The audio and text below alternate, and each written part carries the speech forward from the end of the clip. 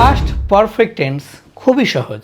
আজকের ক্লাসে আমরা আলোচনা করব পাস্ট পারফেক্ট টেন্স কি, কেন, কিভাবে, এভরিথিং বিষয় একদম জলের মতো সহজ করে তোমাদেরকে বুঝিয়ে দেওয়ার চেষ্টা করব। সো টেন্সকে নিয়ে আর ভয় পাওয়ার কিছু নাই। এই ক্লাসগুলো করলে টেন্সকে তুমি জয় করতে পারবে, ইংলিশ গ্রামারে তুমি একদম মাস্টার হয়ে উঠতে পারবে। ওকে, আমরা ক্লাসে যাওয়ার আগে একটা ছোট্ট বিষয় আলোচনা করে রাখি। আমরা কি নিয়ে আলোচনা করছি? টেন্স নিয়ে। কোন টেন্স নিয়ে? পাস্ট পারফেক্ট টেন্স নিয়ে। এখন পাস্ট পারফেক্ট টেন্সটা আসলে কি? ধরো অতীতের দুইটা কাজ ঘটছে, অতীতে বলতে গেলে পাস্টে। এই দুইটা কাজের মধ্যে যে কাজটা আগে ঘটবে সেটা হবে পাস্ট পারফেক্ট টেন্স, যেটা পরে ঘটবে সেটা হবে পাস্ট ইনডিফিনিট টেন্স। মানে যেহেতু দুইটা ঘটনা ঘটবে তাই দুইটাই তো আর পাস্ট পারফেক্ট হবে না, একটা পাস্ট ইনডিফিনিট হবে। সো এটাই হচ্ছে এর গঠন নিয়ম। সো আমরা দেখব যে এখানে একটা দেখো সুন্দর একটা চিত্র অঙ্কন করা আছে। এই মিডিল পয়েন্টটা হচ্ছে কি প্রেজেন্ট। প্রেজেন্টের পরে যতগুলো সামনে যাচ্ছে চলে গেল ফিউচার, মানে এটা টোটালটা ফিউচার। এর পেছনে চলে আসছে কি পাস্ট। এই টোটালটা হচ্ছে পাস্ট, মানে প্রেজেন্টের পেছনে গেলেই তো পাস্ট। এখন পাস্টের দুইটা ঘটনা দেখো, এই যে এখানে একটা পয়েন্ট করা হয়েছে, একটা ঘটনা দুইটা ঘটনা। যেই ঘটনাটা আগে ঘটবে সেটা হবে পাস্ট পারফেক্ট এবং যেইটা পরে ঘটবে সেটা হবে পাস্ট ইনডিফিনিট। ক্লিয়ার?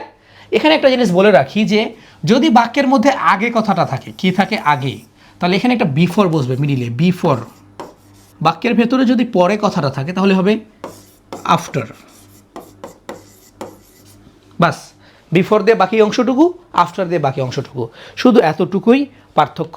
আমরা এখন সরাসরি উদাহরণ দেখব। উদাহরণ দেখার আগে এখানে বলছে চেনার উপায়, হাউ টু আইডেন্টিফাই, মানে এটা কীভাবে চিনব বাক্যটা যে এটা পাস্ট পারফেক্ট।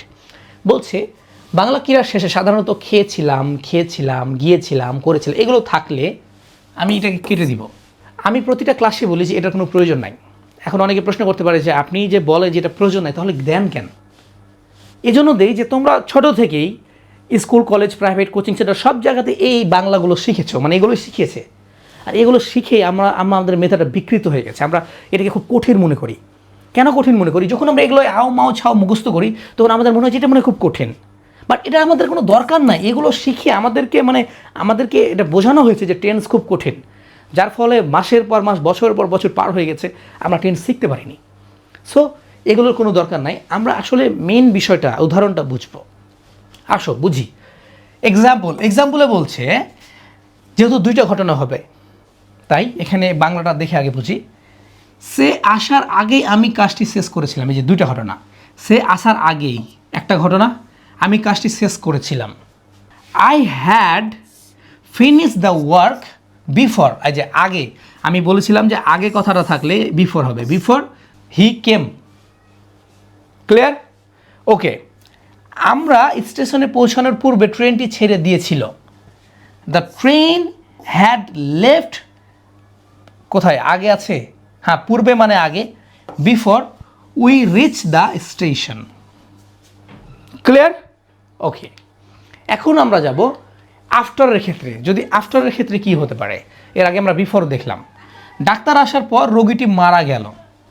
যেমন দ্য পেশেন্ট ডাইড, মারা গেল মানে ডাইড হবে after the doctor had come.